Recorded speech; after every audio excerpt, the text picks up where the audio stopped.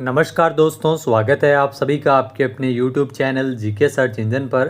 तो दोस्तों, आज के इस वीडियो में हम बात करेंगे राजस्थान सरकार की नई योजनाएं और नीतियों के बारे में। जी हाँ, फोर्थ ग्रेड के लिए, चाहे रीट के लिए, वीडियो के इन सभी के एग्ज़ाम के लिए महत्वपूर्ण है। राजस्थान सरकार की जो नई पॉलिसी है वो कौन कौन सी लॉन्च की गई है, इसके अलावा नई योजनाएँ कौन कौन सी है, तो परीक्षा की दृष्टि से महत्वपूर्ण वीडियो है। PDF फाइल आप वीडियो के डिस्क्रिप्शन बॉक्स से डाउनलोड कर सकते हैं। तो चलिए शुरू करते हैं राजस्थान सरकार की प्रमुख योजनाएं। तो चलिए शुरू करते हैं बिना किसी देरी के। सबसे पहले दोस्तों बात करते हैं हाल ही में 26 जून को ही शुरू हुई विधायक शिक्षा का साथी योजना। जी हाँ, मुख्यमंत्री भजनलाल शर्मा ने 26 जून को इस योजना का शुभारंभ किया था जोधपुर से, जिसका मुख्य उद्देश्य राजकीय विद्यालयों के समग्र विकास में विधायकों की भागीदारी सुनिश्चित करना इस योजना का मुख्य उद्देश्य रहा। इसका अगर बात करें तो विधायकों को अपने विधानसभा क्षेत्र के राजकीय विद्यालयों की सुविधा, गुणवत्ता और अधोसंरचना में सुधार करने के लिए प्रोत्साहित करने के लिए राजस्थान सरकार के द्वारा इस योजना की शुरुआत की गई है। उसी अवसर पर 26 जून को एक और नई योजना शुरू हुई थी जिसका नाम था मातृ वन योजना। इसका भी शुभारंभ मुख्यमंत्री भजनलाल शर्मा ने 26 जून को किया था जोधपुर से। इसमें माताओं के नाम पर वृक्षारोपण कर उन्हें सम्मानित करना और जो पर्यावरण संरक्षण को जन अभियान बनाना है। मुख्य उद्देश्य महिलाओं को, विशेषकर माताओं के सम्मान में एक वृक्ष एक सम्मान की भावना को विकसित करने के लिए मातृ वन योजना की शुरुआत राजस्थान सरकार के द्वारा की गई है। नेक्स्ट जो योजना है पंडित दीनदयाल उपाध्याय गरीबी मुक्त गांव योजना। ये भी महत्वपूर्ण योजना है, राजस्थान सरकार के द्वारा शुरू की गई। तो राजस्थान में BPL परिवारों के लिए राजस्थान सरकार ने पंडित दीनदयाल उपाध्याय गरीबी मुक्त गांव योजना की शुरुआत की है। यह योजना पंचायती राज और ग्रामीण विकास विभाग, नोडल विभाग इसका पंचायती राज और ग्रामीण विकास विभाग है, इसके द्वारा 1 अप्रैल 2025 से पूरे राज्य में इस योजना को लागू किया गया है। योजना के तहत राजस्थान सरकार चिन्हित 5000 गाँवों में BPL परिवारों पर 1-1 लाख रुपए खर्च करेगी और उन्हें स्वरोजगार और आजीविका सर्जन के लिए विभिन्न योजनाओं के माध्यम से जोड़ा जाएगा। इसके लिए 300 करोड़ रुपए का प्रावधान भी राजस्थान सरकार के द्वारा किया गया था। राजस्थान में BPL जनगणना 2002 के अनुसार राज्य में लगभग 22 लाख परिवार है वो गरीबी रेखा से नीचे रह रहे हैं। तो इसको ध्यान में रखते हुए राजस्थान सरकार ने 1 अप्रैल से पंडित दीनदयाल उपाध्याय गरीबी मुक्त गांव योजना की शुरुआत की है। शुरुआत में 5000 गाँवों में इस योजना को लागू किया जाएगा। फिर नेक्स्ट योजना है मुख्यमंत्री आयुष्मान आदर्श ग्राम पंचायत योजना। जी हाँ दोस्तों, 7 अप्रैल को प्रदेश भर में मुख्यमंत्री आयुष्मान आदर्श ग्राम पंचायत योजना की शुरुआत की गई है। मुख्यमंत्री आयुष्मान आदर्श ग्राम पंचायत योजना जो स्वास्थ्य सूचकांकों को बेहतर बनाने की दिशा में एक महत्वपूर्ण पहल है। इसके तहत प्रमुख स्वास्थ्य सूचकांक में 100% उपलब्धि हासिल करने वाली ग्राम पंचायत को 11 लाख रुपए की प्रोत्साहन राशि इस योजना के तहत मिलेगी। तो ये आपको ध्यान में रखना है कि 11 लाख रुपए प्रोत्साहन राशि इसमें दी जाती है। मुख्यमंत्री आयुष्मान आदर्श ग्राम पंचायत योजना जो कि 7 अप्रैल से प्रदेश भर में लागू हो चुकी है। नेक्स्ट योजना है सरस लाडो मायरा योजना। जी हाँ दोस्तों, सरस लाडो मायरा योजना ये भी राजस्थान में लागू है।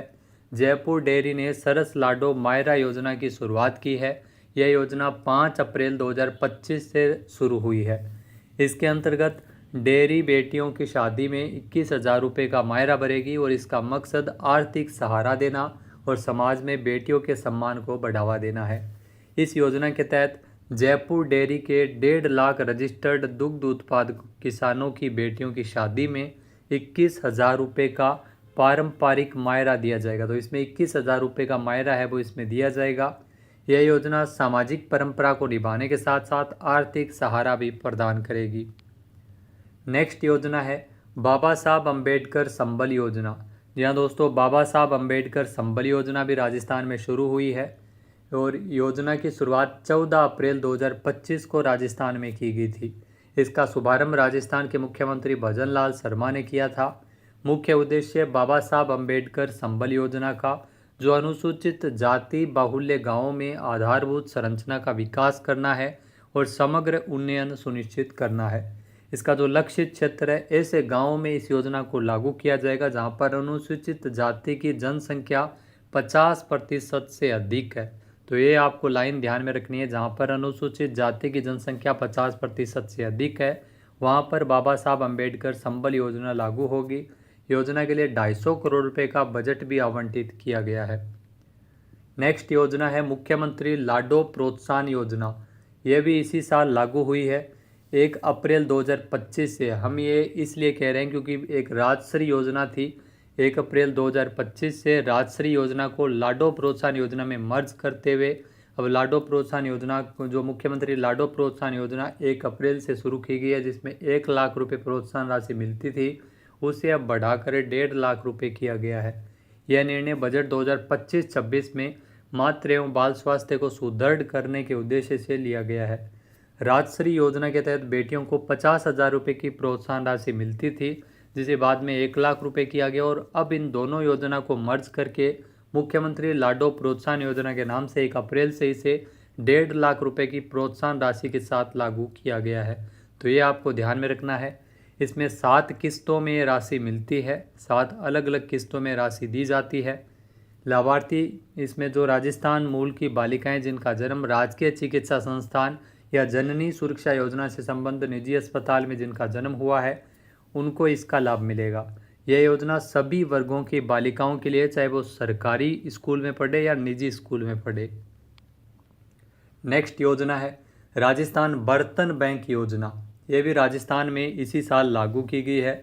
राजस्थान सरकार ने प्लास्टिक मुक्त आयोजनों को प्रोत्साहित करने के लिए पर्यावरण संरक्षण की दिशा में एक महत्वपूर्ण पहल करते हुए बर्तन बैंक योजना की शुरुआत की थी। योजना के तहत राजस्थान का जो पहला स्टील बर्तन बैंक कोटा जिले की रामगंज मंडी विधानसभा क्षेत्र की पंचायत समिति खेराबाद में 7 मई को शुरू किया गया था। तो 7 मई से इसकी शुरुआत ऑफिशियल रूप से हो गई है। साल 2025-26 के बजट में बर्तन बैंक योजना के जो प्रथम चरण में 1000 ग्राम पंचायतों में बर्तन बैंक शुरू किए जाएंगे। इसमें 1000 ग्राम पंचायतों को 11 लाख के स्टील के बर्तन दिए जाएंगे। बर्तन बैंक का संचालन राजीविका के स्वयं सहायता समूह के माध्यम से किया जाएगा। नेक्स्ट योजना है राजस्थान सहकारी गोपाल क्रेडिट कार्ड ऋण योजना। यहाँ मुख्यमंत्री भजनलाल शर्मा ने नए साल के अवसर पर राज्य के गोपालक परिवारों के लिए एक महत्वपूर्ण पहल करते हुए राजस्थान सहकारी गोपाल क्रेडिट कार्ड ऋण योजना की शुरुआत की थी। सिरोही के माउंट आबू में आयोजित समारोह के दौरान 1 जनवरी 2025 को योजना का शुभारंभ किया गया था। तो योजना 1 जनवरी 2025 को शुरू हुई है। इस योजना के तहत ग्रामीण क्षेत्र के गोपालक परिवारों को 1 लाख रुपए का अल्पकालीन ब्याज मुक्त ऋण उपलब्ध करवाया जाता है। राज्य सरकार योजना के तहत 5 लाख गोपालक परिवारों को कुल 5,000 करोड़ रुपए का कर्ज प्रदान करेगी और इसके अलावा 150 करोड़ रुपए की ब्याज की राशि का भी वहन राजस्थान सरकार करने वाली है। नेक्स्ट जो योजना है मुख्यमंत्री अमृत आहार योजना। यह मुख्यमंत्री अमृत आहार योजना ये 14 दिसंबर 2024 को यानी पिछले साल इस योजना की शुरुआत की गई थी। पिछले साल कई सारी योजनाएं दिसंबर माह में शुरू हुई थी, जिसमें महिला सम्मेलन उदयपुर से योजना की शुरुआत हुई थी। मुख्यमंत्री अमृत आहार योजना, अमृत आहार योजना के माध्यम से आंगनबाड़ी केंद्रों पर आने वाले 3 से 6 साल तक के बच्चों को अतिरिक्त पोषण हेतु सप्ताह में 5 दिन दूध उपलब्ध करवाए जाने की व्यवस्था। पहले 3 दिन दूध उपलब्ध करवाया जाता था, फिर बाद में बजट में इसकी संख्या बढ़ाई गई थी और 5 दिवस दूध उपलब्ध करवाया जाएगा। आंगनबाड़ी केंद्रों में बच्चों को 3 से 6 साल तक के बच्चों को यह दूध उपलब्ध करवाया जाएगा और इसमें प्रत्येक बच्चों को 100 ml दूध दिया जाता है। ये भी आपको ध्यान में रखना है। मुख्यमंत्री अमृत आहार योजना जो कि 14 दिसंबर से राजस्थान में लागू है। फिर दोस्तों बात करते हैं मुख्यमंत्री मंगला पशु बीमा योजना की। तो यह योजना भी 13 दिसंबर को राजस्थान में मुख्यमंत्री भजनलाल शर्मा ने कायड़ अजमेर में राज्य स्तरीय किसान सम्मेलन में इस योजना का शुभारंभ किया था। मुख्यमंत्री मंगला पशु बीमा योजना जिसमें किसान और पशुपालक इसमें लाभान्वित होते हैं। इसमें 21 लाख पशुओं का बीमा किया जाएगा इस योजना के तहत, जिसमें पहले 5-5 लाख दुधारू गाय भैंस तो पशुओं का बीमा और 5-5 लाख भेड़ बकरियों का बीमा और 1 लाख ऊँटों का बीमा इसमें किया जाएगा। योजना में 400 करोड़ रुपए का बजट रखा गया और अधिकतम राशि बीमा की 40,000 रुपये प्रति पशु है। नेक्स्ट जो योजना है मुख्यमंत्री आयुष्मान बाल संबल योजना। यहाँ दोस्तों मुख्यमंत्री आयुष्मान बाल संबल योजना ये भी दिसंबर माह में 2024 में सीएम भजनलाल शर्मा के द्वारा इस योजना का शुभारंभ किया गया था। इस योजना में 18 साल तक के बच्चों को 50 से अधिक तरह की बीमारियों के जो दुर्लभ बीमारियों में विशेष इलाज की सुविधा निःशुल्क मिलेगी। दुर्लभ बीमारियों से पीड़ित बच्चों को मुख्यमंत्री आयुष्मान बाल संबल योजना के तहत उनकी देखभाल के लिए 5,000 रुपये प्रतिमाह आर्थिक सहायता राशि भी दी जाएगी। ये भी आपको ध्यान में रखना है। फिर बात करते हैं मुख्यमंत्री स्वनिधि योजना की। तो ये 15 दिसंबर को पीएम स्वनिधि योजना की तर्ज पर राजस्थान में मुख्यमंत्री भजनलाल शर्मा द्वारा मुख्यमंत्री स्वनिधि योजना शुरू की थी। इस योजना का मुख्य उद्देश्य राज्य के सभी स्ट्रीट वेंडर्स को, जो स्ट्रीट वेंडर्स हैं, उनको आर्थिक संबल प्रदान करने के लिए प्रधानमंत्री स्वनिधि योजना की तर्ज पर कम ब्याज दर पर बिना गारंटी के ऋण इसमें उपलब्ध करवाया जाता है। इस योजना में लाभार्थी को बैंक द्वारा बिना किसी गारंटी अथवा प्रक्रिया शुल्क के 80,000 रुपये तक का ऋण उपलब्ध करवाया जाता है। मुख्यमंत्री स्वनिधि योजना ये भी 15 दिसंबर 2024 को ही राजस्थान सरकार के द्वारा लागू की गई थी। फिर दोस्तों नेक्स्ट बात करते हैं राजस्थान मुख्यमंत्री विश्वकर्मा पेंशन योजना। जी हाँ, ये भी 15 दिसंबर 2024 को ही राजस्थान में लागू हुई थी। मुख्यमंत्री विश्वकर्मा पेंशन योजना जो 41 से 45 साल के असंगठित श्रमिकों, स्ट्रीट वेंडर्स और लोक कलाकारों को उनकी 60 साल की उम्र होने पर 3,000 रुपये प्रतिमाह पेंशन मिल सके, इसके लिए इस योजना की शुरुआत की गई है। जिसमें असंगठित श्रमिक, स्ट्रीट वेंडर्स, लोक कलाकार, इसमें जिसकी मासिक आय 15,000 रुपये से कम है वो इसमें लाभान्वित हो सकते हैं और केंद्र सरकार के ई श्रम पोर्टल पर जो पंजीकृत है उनको इसका लाभ मिलेगा। लाभार्थियों को 18 से 45 साल की आयु के बीच जो मासिक प्रीमियम जमा करवाना होता है, जो 60 से लेकर 100 रुपये तक का मासिक प्रीमियम इसमें हो सकता है। फिर दोस्तों बात करते हैं पन्नाधाय बाल गोपाल योजना की। तो पन्नाधाय बाल गोपाल योजना ये भी 4 सितंबर 2024 को पन्नाधाय बाल गोपाल योजना शुरू की गई थी। पहले इसका नाम मुख्यमंत्री बाल गोपाल योजना था, बाद में पन्नाधाय के नाम से इस योजना की शुरुआत की गई। इसके तहत सप्ताह में 6 दिन दूध उपलब्ध करवाया जाता है। तो 6 दिन दूध उपलब्ध करवाया जाता है पन्नाधाय बाल गोपाल योजना के तहत। और मुख्यमंत्री आहार योजना जिसके तहत सप्ताह में 5 दिन आंगनवाड़ी केंद्रों में और पन्नाधाय बाल गोपाल योजना के तहत स्कूलों में बच्चों को 6 दिन दूध उपलब्ध करवाया जाता है। इसमें जो प्रधानमंत्री पोषण मिड डे मील योजना के अंतर्गत शिक्षण संस्थानों में बच्चों को कक्षा 1 से 5वीं तक 150 ml और 6 से 8वीं तक 200 ml दूध उपलब्ध करवाया जाता है। योजना को नए सिरे से शुरू करते हुए मोटे अनाज के व्यंजन भी इसमें दिए। दोस्तों अगर बात करें पंडित दीनदयाल उपाध्याय गरीबी मुक्त गाँव योजना की, तो राजस्थान सरकार ने 4 जुलाई 2025 को पंडित दीनदयाल उपाध्याय गरीबी मुक्त गाँव योजना की शुरुआत की है। पहले चरण में इस योजना में 5,000 गांवों में गरीब परिवारों को आर्थिक सहायता राशि प्रदान की जाएगी। मुख्य उद्देश्य क्या है? तो इस योजना का मुख्य उद्देश्य गरीबी कम करना और लोगों को छोटे व्यवसाय और नौकरियों के जरिए बेहतर आय अर्जित करने में मदद करना है। यह योजना गरीबी रेखा से नीचे जीवन यापन करने वाले जो परिवार है उन पर केंद्रित है। चुने गए प्रत्येक परिवार को 1 लाख रुपए तक की सहायता राशि इस योजना के तहत दी जाएगी ताकि वे कोई काम या छोटा मोटा व्यवसाय शुरू कर सके। स्वयं सहायता समूह को इसमें महिलाओं को 15,000 रुपये प्रति परिवार की अतिरिक्त सहायता राशि भी मिलेगी। जो परिवार अपने प्रयासों से गरीबी रेखा से ऊपर आए हैं उन परिवारों को 21,000 रुपये का पुरस्कार भी दिया जाएगा। ये राशि प्रत्यक्ष लाभ हस्तांतरण यानी डीबीटी के माध्यम से सत्यापित बैंक खाते में भेजी जाएगी। तो पंडित दीनदयाल उपाध्याय गरीबी मुक्त गांव योजना, यहाँ से अक्सर एग्जाम में क्वेश्चन पूछे जाते हैं। फिर बात करते हैं बायो फोर्टिफाइड मिलेट न्यूट्रीबार योजना की। यहाँ राजस्थान की उप मुख्यमंत्री और महिला एवं विकास मंत्री दिया कुमारी ने 15 जुलाई को विद्याधर नगर स्थित आंगनबाड़ी केंद्र से बायो फोर्टिफाइड मिलेट न्यूट्रीबार योजना के जो पायलट प्रोजेक्ट कार्यक्रम का वितरण का शुभारंभ किया। यह पहल 3 से 6 वर्ष तक की आयु के बच्चों के पोषण स्तर को सुधारने और आंगनबाड़ी केंद्रों में बच्चों की उपस्थिति एवं ठहराव बढ़ाने के उद्देश्य से शुरू की गई है। इस पायलट जो परियोजना है जिसके तहत जयपुर और उदयपुर इन दोनों जिलों में 544 चयनित आंगनबाड़ी केंद्रों पर लगभग 10,000 बच्चों को सप्ताह में 5 दिन प्रतिदिन 20 ग्राम की न्यूट्रीबार आगामी 6 माह तक दी जाएगी। न्यूट्रीबार बायो फोर्टिफाइड जिसमें बाजरा, गेहूं, मूंगफली, गुड़ आदि से तैयार है वो की गई है। यानी एक प्रकार से चॉकलेट होगी जिसे मोटे अनाज से इसके बनाया जाएगा बायो फोर्टिफाइड बाजरे से। नेक्स्ट है भीमराव अंबेडकर पंच तीर्थ यात्रा योजना। यहाँ दोस्तों राजस्थान सरकार ने भीमराव अंबेडकर पंचतीर्थ यात्रा योजना की शुरुआत की है। बाबा साहब भीमराव अंबेडकर की 134वीं जयंती के अवसर पर 14 अप्रैल को मुख्यमंत्री भजनलाल शर्मा ने इस योजना की शुरुआत की थी। योजना का संचालन मुख्यमंत्री वरिष्ठ नागरिक तीर्थ यात्रा योजना की तर्ज पर किया जा रहा है।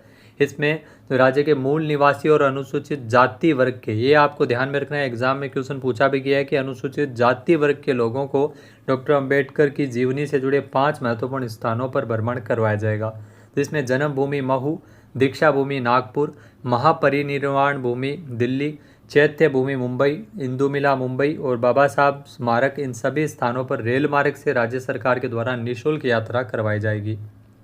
नेक्स्ट योजना है मुख्यमंत्री आयुष्मान बाल संबल योजना। इसमें 18 साल तक के बच्चों को चिकित्सा सहायता के साथ साथ आर्थिक मदद दी जाती है। इस योजना में प्रभावित बच्चों को हर महीने 5,000 रुपये की आर्थिक सहायता राशि और 50 लाख रुपए का मुफ्त इलाज इसमें उपलब्ध करवाया जाता है। योजना के माध्यम से 56 प्रकार की बीमारियां, ध्यान रखना 56 प्रकार की दुर्लभ बीमारियों में इस योजना के तहत लाभ उपलब्ध करवाया जाता है। मुख्य उद्देश्य दुर्लभ बीमारियों से ग्रसित बच्चों और उनके परिवारों को आर्थिक सहायता प्रदान करना है। नेक्स्ट जो कार्यक्रम या योजना है नॉलेज इन्हांसमेंट प्रोग्राम, जिसमें किसानों की क्षमता संवर्धन के लिए कृषि और संबद्ध क्षेत्रों में अत्याधुनिक तकनीकों के उपयोग के लिए निरंतर प्रोत्साहित करने के लिए 100 किसानों को विदेश भ्रमण हेतु प्रशिक्षण की स्वीकृति है वो इसमें प्रदान की जा रही है। इसमें एफपीओ के सहयोग से 100 किसान नीदरलैंड, ऑस्ट्रेलिया, न्यूजीलैंड और ब्राज़ील का भ्रमण करेंगे। एक्सपोजर विजिट में किसान नवीनतम तकनीकों और नवाचार के बारे में जानकारी प्राप्त कर सकते हैं। चयनित किसानों को नवंबर 2025 से मार्च 2026 के बीच अलग अलग बैच में 7 दिवसीय भ्रमण पर भेजा जाएगा। नेक्स्ट जो योजना है विश्वकर्मा युवा उद्यमी प्रोत्साहन योजना, जिसमें 18 से 45 साल तक के युवाओं को वित्तीय संस्थानों के माध्यम से मार्जिन मनी और कम ब्याज दर पर ऋण उपलब्ध करवाया जाएगा। इसमें ध्यान रखना युवाओं को स्वरोजगार के लिए 2 करोड़ रुपए तक के ऋण पर 8% ब्याज अनुदान दिया जाएगा। ये एग्जाम में पूछा जा सकता है। अनुसूचित जाति, जनजाति, महिला, दिव्यांग एवं ग्रामीण उद्यमियों को 1% अतिरिक्त ब्याज अनुदान मिलेगा। अधिकतम 5 लाख रुपए तक की मार्जिन मनी का भी इसमें प्रावधान किया गया है। नेक्स्ट है सुरक्षित सफर योजना। यहाँ राजस्थान सरकार के द्वारा स्कूल और कॉलेज जाने वाले छात्रों की सुविधा के लिए महत्वपूर्ण योजना की अगर बात करें तो शुरुआत की जा रही है सुरक्षित सफर योजना। योजना का उद्देश्य बच्चों की स्कूल यात्रा को सुरक्षित और मानकों के अनुरूप बनाना है। इसमें सभी स्कूल बसों को अनिवार्य रूप से विशेष परमिट, वैध पंजीकरण और फिटनेस प्रमाण पत्र, बीमा और प्रदूषण नियंत्रण प्रमाण पत्र रखना होगा। योजना को 3 चरणों में लागू किया जाएगा। 1 से 7 सितंबर तक जन जागरूकता अभियान हुआ था। 8 से 15 सितंबर तक बसों की जांच और दस्तावेजों का सत्यापन किया गया। 16 से 30 सितंबर तक वाहनों का पंजीकरण और अंतिम सत्यापन का कार्य पूरा होगा। अब बात करते हैं पॉलिसी के बारे में। सबसे पहले बात करते हैं राजस्थान एआई पॉलिसी की। इसकी घोषणा हाल ही में राजस्थान सरकार ने की है कि राजस्थान में जो राजस्थान एआई पॉलिसी 2025 लागू होगी। सूचना प्रौद्योगिकी और संचार विभाग राजस्थान में इस पॉलिसी को लागू करेगा। राजस्थान आर्टिफिशियल इंटेलिजेंस पॉलिसी 2025 जो कि राजस्थान में लागू होगी, जिसका मुख्य उद्देश्य राजस्थान को जिम्मेदार, समावेशी और नवाचार प्रधान यानी एआई हब बनाना है।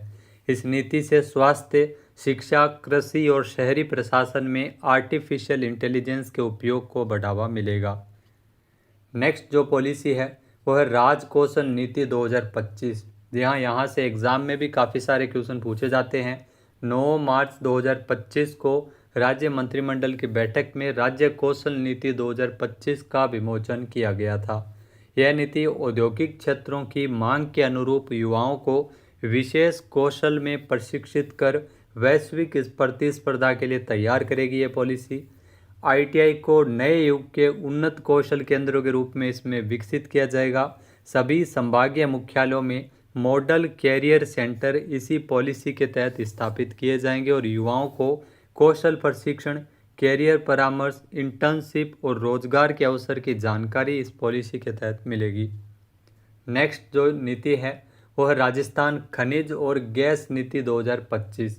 जी हाँ, राजस्थान में जो राजस्थान खनिज और गैस नीति 2025 लागू की जाएगी, जिसमें अगर बात करें तो 60 करोड़ रुपए की लागत से जयपुर में centre of excellence for mines and minerals की स्थापना वो जयपुर में की जाएगी। इसके अलावा उदयपुर में इंस्टीट्यूट ऑफ माइंस स्थापित होगा, ये भी आपको ध्यान में रखना है, यहाँ से भी क्वेश्चन सीधे सीधे पूछे जाते हैं। जोधपुर में एमबीएम यूनिवर्सिटी पेट्रो कैंपस स्थापित करने की योजना है। आगामी वर्षों में प्रदेश के 1,25,000 घरों को गैस पाइपलाइन सप्लाई के द्वारा इसमें जोड़ा जाएगा। नेक्स्ट जो पॉलिसी है वो है टेक्सटाइल एंड अप्रैल पॉलिसी 2025। जी हाँ, Rajasthan textile and April policy जो कि 31 मार्च 2025 को लॉन्च की गई थी। 10 वर्ष तक अधिकतम 80 करोड़ रुपए प्रति वर्ष तक का एसेट क्रिएशन इंसेंटिव इसमें होगा। भूमि भवन खरीद या लीज पर स्टाम्प ड्यूटी एवं पंजीकरण शुल्क, इलेक्ट्रिसिटी ड्यूटी में 100% छूट मिलेगी। इसके अलावा भू रूपांतरण का जो शुल्क है वो 100% इसमें पुनर्भरण होगा। साथ ही साथ टेक्सटाइल एंड अप्रैल पॉलिसी में ग्रीन सॉल्यूशन इंसेंटिव के रूप में पर्यावरण प्रोजेक्ट पर खर्च की गई राशि का 50% पुनर्भरण मिलेगा, यानी अधिकतम 12.5 करोड़ रुपये ये पुनर्भरण होगा। मेगा एवं अल्ट्रा मेगा परियोजनाओं में स्थापित कैप्टिव अक्षय ऊर्जा उत्पादन संयंत्रों के लिए बेकिंग, व्हीलिंग और ट्रांसमिशन शुल्क का 100% पुनर्भरण इसमें रहेगा। राज्य में निर्यात किए जाने वाले उत्पादों से संबंधित इकाइयों को फेट चार्जेज पर होने वाले खर्च का 25% पुनर्भरण इसमें रहेगा। 1000 से अधिक वस्त्र उत्पादक इसमें लाभान्वित होंगे और 40,000 करोड़ रुपए का निवेश इससे संभावित होगा। तो टेक्सटाइल एंड अप्रैल पॉलिसी जो कि 31 मार्च 2025 को राजस्थान में लागू की गई थी। नेक्स्ट जो पॉलिसी है वो राजस्थान लॉजिस्टिक पॉलिसी। यहाँ राजस्थान लॉजिस्टिक पॉलिसी 2025 की अगर बात करें तो 31 मार्च 2025 को इस पॉलिसी को लॉन्च किया गया था। इस पॉलिसी में अगर बात करें तो warehouse, silo, cold storage, inland container depot, container freight station, air freight station, cargo terminal, trucker park आदि के लिए कैपिटल सब्सिडी और ईएफसीआई का 25% इसमें छूट है। इसके अलावा जो निजी मल्टी मॉडल लॉजिस्टिक पार्क और एकीकृत लॉजिस्टिक पार्क डेवलपर को ब्याज सब्सिडी इसमें 7% है, ये ध्यान रखना, इसमें ब्याज सब्सिडी 7% है। स्टाम्प ड्यूटी और इलेक्ट्रिसिटी ड्यूटी, भू रूपांतरण, मंडी शुल्क के तहत विभिन्न इसमें छूट दी जाएगी।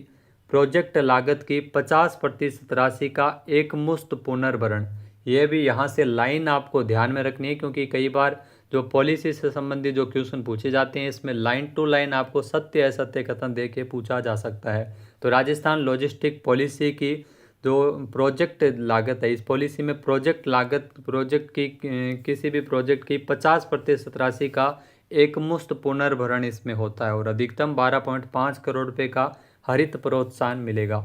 रिको औद्योगिक क्षेत्रों में अधिकतम 10 एकड़ या 10% आवंटन योग्य भूमि लॉजिस्टिक सुविधाओं के लिए आरक्षित इसमें की जाएगी। नेक्स्ट जो पॉलिसी है वो राजस्थान डेटा सेंटर पॉलिसी है।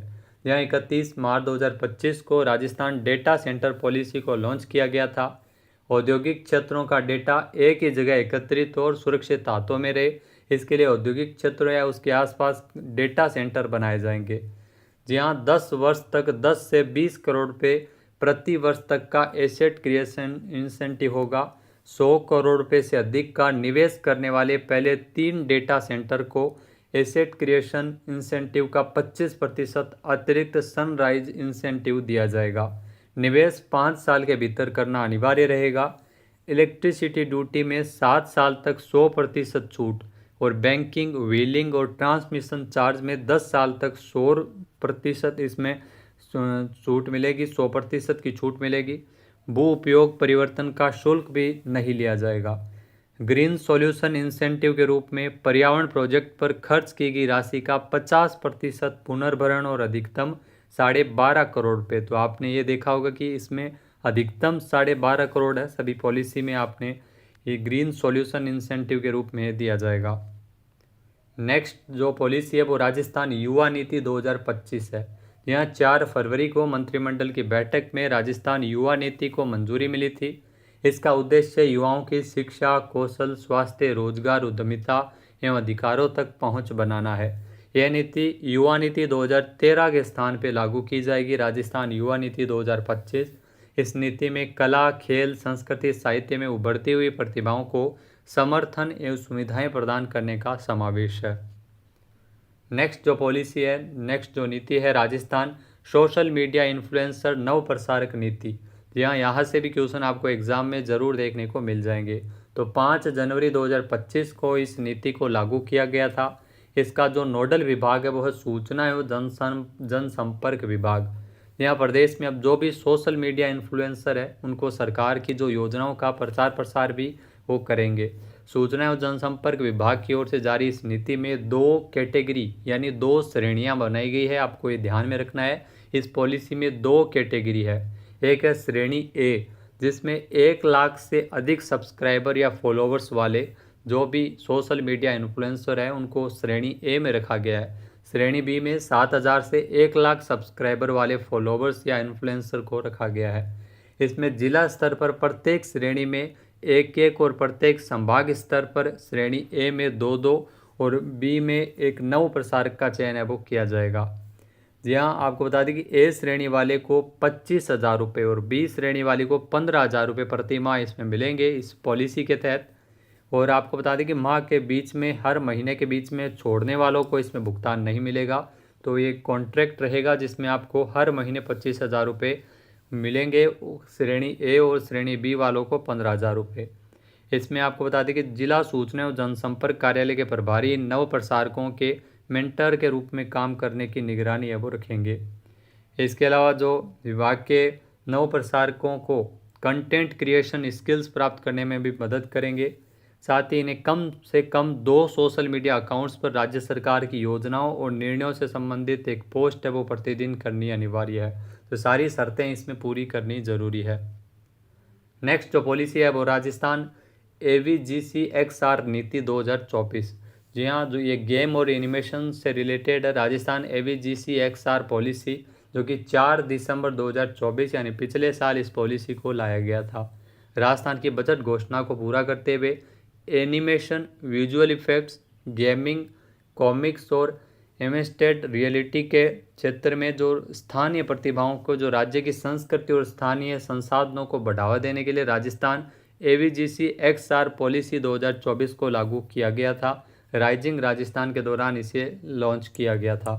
इस नीति में राज्य में बनने वाली एनिमेशन फिल्में, गेम्स और कॉमिक्स को उत्पादन अनुदान करने का प्रावधान इसमें मिलेगा। स्थानीय संस्कृति और सामग्री निर्माण पर ध्यान केंद्रित करने वाले स्टार्टअप्स और उद्यमों को अतिरिक्त प्रोत्साहन इसमें दिया जाएगा। इस नीति में अगर इस क्षेत्र में नवाचार करने को बढ़ावा देने के लिए अटल इनोवेशन स्टूडियो और एक्सेलरेटर भी स्थापित किए जाएंगे। ये स्टूडियो कोडिंग, VFX, लैब एवं एडवांस कंप्यूटिंग सुविधाओं से लैस होंगे। तो 4 दिसंबर को AVGCXR पॉलिसी 2024 राजस्थान में लागू की गई थी। नेक्स्ट जो पॉलिसी है राजस्थान MSME नीति 2024। जी हाँ दोस्तों, राजस्थान MSME नीति 2024 की अगर बात करें तो इसकी मंजूरी 4 दिसंबर 2024 को मिली थी। यह नीति 31 मार्च 2029 तक प्रभावी रहेगी, यानी 31 मार्च 2029 तक इस पॉलिसी को लागू रखा जाएगा। इसे राज्य सरकार के द्वारा प्रदत्त समस्त प्रोत्साहन हेतु वन स्टॉप शॉप समाधान के रूप में तैयार किया गया है।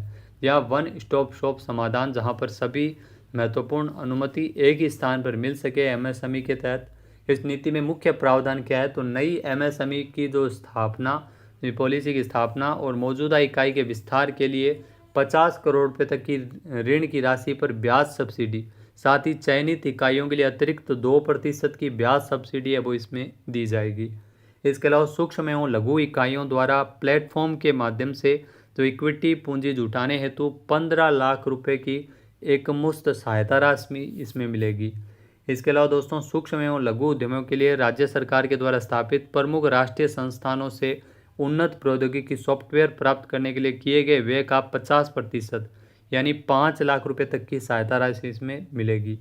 इसके अलावा राष्ट्रीय और अंतर्राष्ट्रीय मानक प्रमाणन बौद्धिक संपदा अधिकार प्राप्त करने के लिए किए गए व्यय का 50% अधिकतम 3 लाख रुपए की सहायता राशि MSME पॉलिसी के तहत मिलेगी।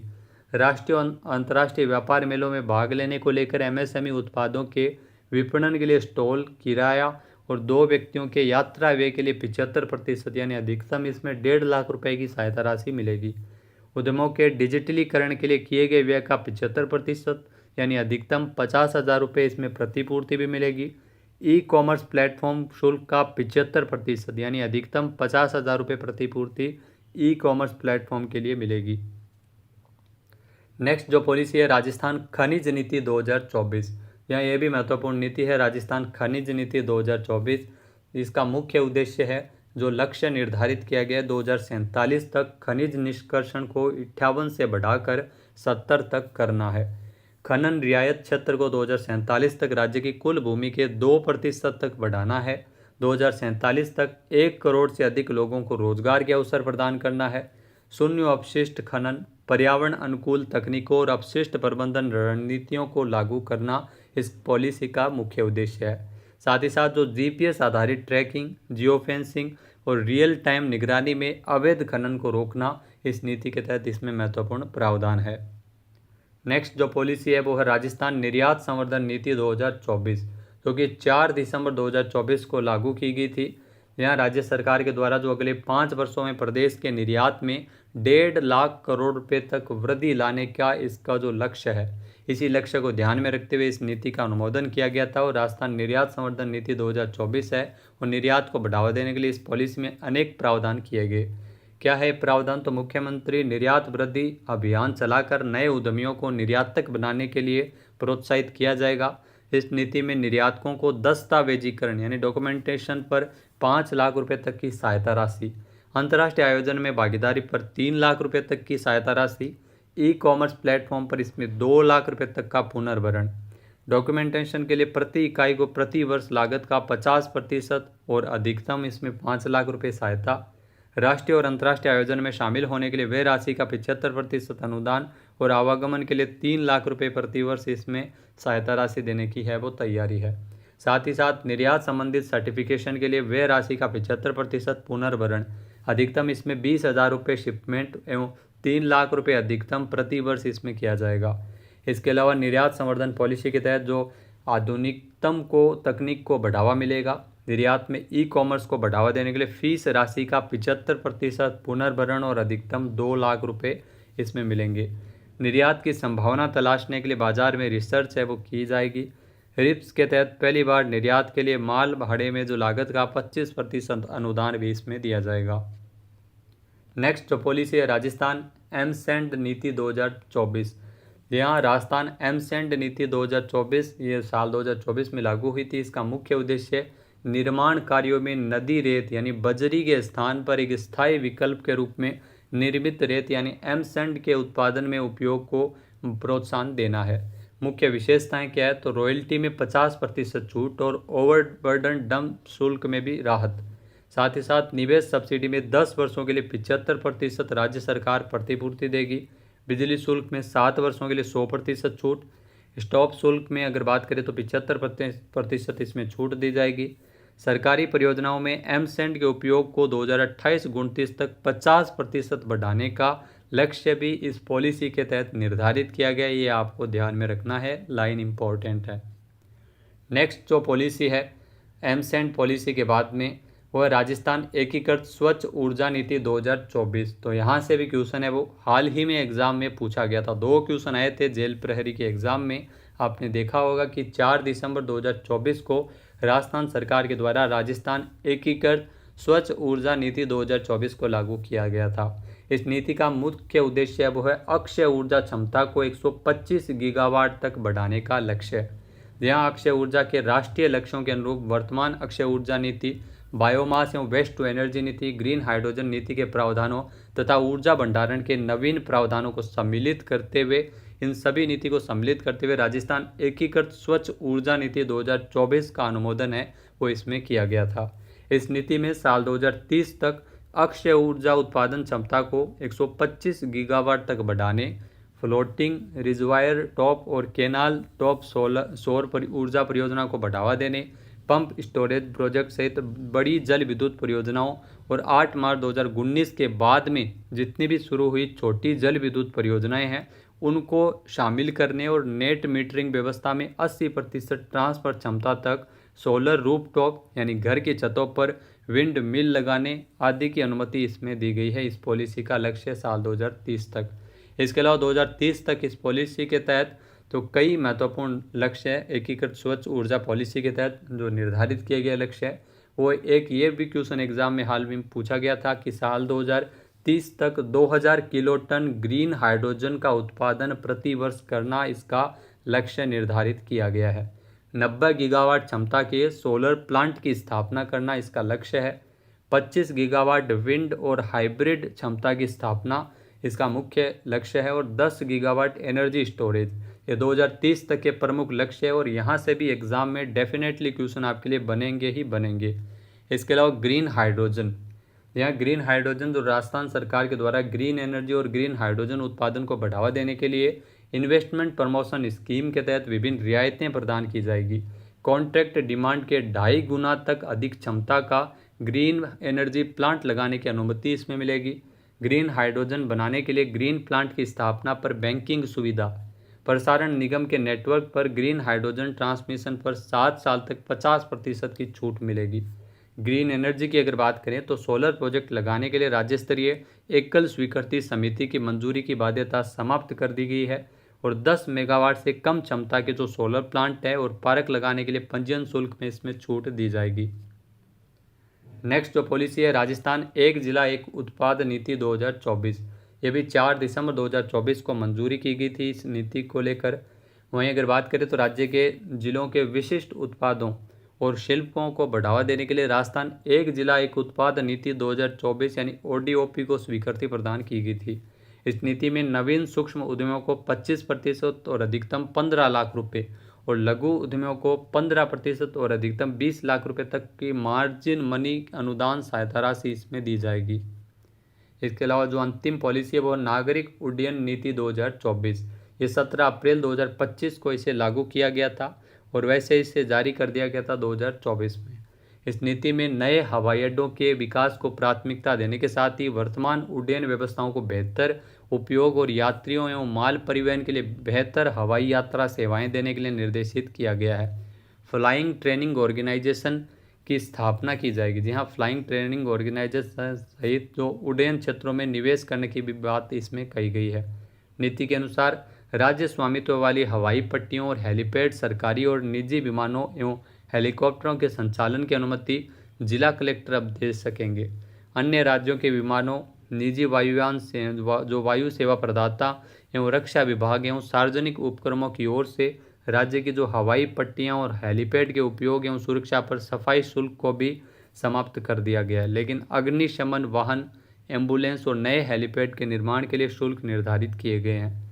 राजस्थान में जो FTOS की स्थापना के लिए भूमि के लीज आवंटन की दर एवं प्रक्रिया भी तय इसमें की गई है। तो यह है राजस्थान उड्डयन नीति 2024। दोस्तों उसके बाद अगर बात करें राजस्थान सिटी गैस डिस्ट्रीब्यूशन नीति यानी CGD नीति 2025 की, तो राजस्थान सरकार ने छोटे शहरों और नगरों में PNG और CNG नेटवर्क के विकास के लिए राजस्थान सिटी गैस डिस्ट्रीब्यूशन नीति 2025 को मंजूरी दी है। इस नीति के तहत सिटी गैस डिस्ट्रीब्यूशन कंपनियों के लिए नए अवसर उत्पन्न होंगे। राज्य में कार्बन उत्सर्जन घटाने में इसमें मदद मिलेगी और स्वच्छ, सुरक्षित, पर्यावरण अनुकूल प्राकृतिक गैस की पहुंच आमजन तक सुलभ होगी। CGD पोर्टल भी इसके लिए विकसित किया जाएगा, ये ध्यान रखना है CGD पोर्टल। और यह नीति 31 मार्च 2029 तक या अन्य नीति लागू होने तक प्रभावी रहेगी। ये भी अक्सर एग्जाम में पूछा जाता है। तो नई टाउनशिप पॉलिसी 2024, जी हाँ, नई टाउनशिप पॉलिसी 2024 को लागू करने को लेकर राज्य स्तरीय समिति का गठन है वो राजस्थान सरकार के द्वारा किया जाएगा। नीति में आवासीय योजनाओं में 7%, पार्क और खेल के मैदान और 8% सुविधा क्षेत्र जरूरी है। योजना का पूर्णता प्रमाण पत्र जारी होने के बाद रखरखाव 5 साल या रेजिडेंट वेलफेयर को हस्तांतरण करना होगा। 2.5% भूखंड रिजर्व रखने होंगे और सभी योजनाओं में आर्थिक रूप से कमजोर और अल्प आय वर्ग के लिए आरक्षित भूखंड आवंटन है वो स्थानीय निकाय करेगा। हील इन राजस्थान पॉलिसी, यहाँ से अक्सर एग्जाम में क्वेश्चन पूछे जाते हैं। राजस्थान को मेडिकल टूरिज्म का हब बनाने के लिए राजस्थान सरकार ने हील इन राजस्थान पॉलिसी है वो लाई है। यहाँ गुणवत्तापूर्ण स्वास्थ्य सेवाओं के साथ MVT यानी मेडिकल वैल्यू ट्रेवल से जुड़ा डिजिटल इकोसिस्टम विकसित किया जाएगा। इसके लिए MVT पोर्टल बनाया जाएगा, MVT सेल बनेगी और MVT ऐप विकसित किया जाएगा यानी medical value travel app. Multi speciality अस्पताल अंतर्राष्ट्रीय मानकों के अनुरूप इसमें विकसित होंगे और पारंपरिक चिकित्सा पद्धतियों जैसे आयुर्वेद, योग, यूनानी इत्यादि को बढ़ावा दिया जाएगा और टेली कंसल्टेशन बहुभाषी हेल्पलाइन सेवाएं स्थापित होगी। ये भी ध्यान रखना, जो मुख्य सचिव की अध्यक्षता में, जो मुख्य सचिव है राजस्थान में, उसकी अध्यक्षता में एक कार्यान्वयन समिति का गठन किया जाएगा। ये एग्जाम में क्वेश्चन पूछा जा सकता है। और इसके अलावा मेडिकल सचिव की अध्यक्षता में एक तकनीकी समिति भी गठित होगी। नेक्स्ट जो पॉलिसी है वो है ग्लोबल कैपेबिलिटी सेंटर GCC नीति। यहाँ राजस्थान सरकार ने ग्लोबल कैपेबिलिटी सेंटर 2025 यानी GCC नीति 2025 को लागू किए जाने की भी घोषणा की है। प्रदेश में मल्टीनेशनल कंपनियों के आने की राह इससे आसान हो जाएगी और इन कंपनियों को बड़े टेक्नोलॉजी, इनोवेशन और सपोर्ट सेंटर इन कंपनियों के खुलेंगे। कुछ कंपनियां ऐसी भी होगी जो खुद के सेंटर राजस्थान में खोलेगी और मल्टीनेशनल कंपनियों को व्यापार में सहयोग करेगी। ग्लोबल कैपेबिलिटी सेंटर यानी ऐसे केंद्र जो किसी मल्टीनेशनल कंपनी के लिए टेक्नोलॉजी, कस्टमर सपोर्ट, फाइनेंस और रिसर्च डेवलपमेंट जैसी सेवाएं देते हैं। नेक्स्ट जो पॉलिसी है राजस्थान AI पॉलिसी। जहाँ भजन लाल सरकार है वो राजस्थान AI पॉलिसी लागू किए जाने को लेकर भी नई नीति लाए जाने की भी घोषणा की है। यहाँ मुख्यमंत्री भजन लाल शर्मा की अध्यक्षता में यह निर्णय लिया गया था। इस पॉलिसी के 3 स्तंभ होंगे। यहाँ से एग्जाम में क्वेश्चन पूछा जा सकता है। 3 स्तंभ है। नैतिक और जिम्मेदार आर्टिफिशियल, राज्य में कौशल विकास और अनुसंधान को बढ़ावा, मजबूत और व्यापक डिजिटल बुनियादी ढांचे का निर्माण। इसके क्रियान्वयन के लिए centre of excellence for AI इसकी भी स्थापना की जाएगी। इस नीति की अगर बात करें तो राजस्थान AI पॉलिसी जो नेशनल इंडिया AI मिशन के साथ संरेखित और वैश्विक सर्वोत्तम प्रथाओं को अपनाने का प्रयास है। फिर बात करते हैं राजस्थान नई भूमि आवंटन नीति। जी हाँ दोस्तों, 23 अगस्त को मुख्यमंत्री भजन लाल शर्मा के द्वारा जो कैबिनेट की बैठक में इसको मंजूरी प्रदान की गई थी। भूमि आवंटन नीति की जो स्पष्ट नीति पर कैबिनेट ने बड़ा फैसला लिया है। राजस्थान भूमि आवंटन नीति 2025 लाई जाएगी। इसके लिए भूमि आवंटन में निष्पक्षता होगी और आवंटन में पारदर्शिता आएगी। मान्यता प्राप्त राजनीतिक दल, समाचार पत्र, कंपनियों इत्यादि को भूमि आवंटन के प्रावधान में इसमें किया गया और DLC रेट की 25% दर पर भूमि आवंटित की जाएगी। 2015 की नीति में संशोधन करते हुए नई नीति बनाई जाएगी। फिर बात करते हैं मोटर व्हीकल एग्रीगेटर पॉलिसी। यहाँ दोस्तों राजस्थान में एग्रीगेटर पॉलिसी भी लाई जाएगी। सड़क परिवहन और राजमार्ग मंत्रालय के द्वारा मोटर व्हीकल एग्रीगेटर गाइडलाइन 2025 का अध्ययन करते हुए राज्य में एग्रीगेटर पॉलिसी 2025 लाए जाने का निर्णय लिया है। एग्रीगेटर पॉलिसी जारी होने के पश्चात एग्रीगेटर कैब कंपनी के वाहनों के लिए प्रत्यक्ष से किराया जारी किया जा सकेगा। एग्रीगेटर कैब कंपनी लाइसेंस प्राप्त करने के लिए कंपनियों को न्यूनतम 50 मोटर कैब अथवा वाहनों की स्थिति में न्यूनतम 25 वाहन आवश्यक है। रेंट ए कैब स्कीम में न्यूनतम 50 मोटर कैब आवश्यक है और इसमें 50% वातानुकूलित होने चाहिए, AC वाले होने चाहिए। इस प्रकार राजस्थान बाइक टैक्सी पॉलिसी 2017 में न्यूनतम 1 दुपहिया वाहन और रेंट ए मोटरसाइकिल स्कीम में न्यूनतम 5 दुपहिया वाहन आवश्यक है। तो दोस्तों ये थी राजस्थान सरकार की महत्वपूर्ण योजनाएं और पॉलिसी। PDF फाइल के लिए वीडियो के डिस्क्रिप्शन बॉक्स में आपको लिंक मिल जाएगा, जहां से आप PDF फाइल डाउनलोड कर सकते हैं। एग्जाम के लिए ऑल द बेस्ट। जय हिंद, जय भारत, जय राजस्थान।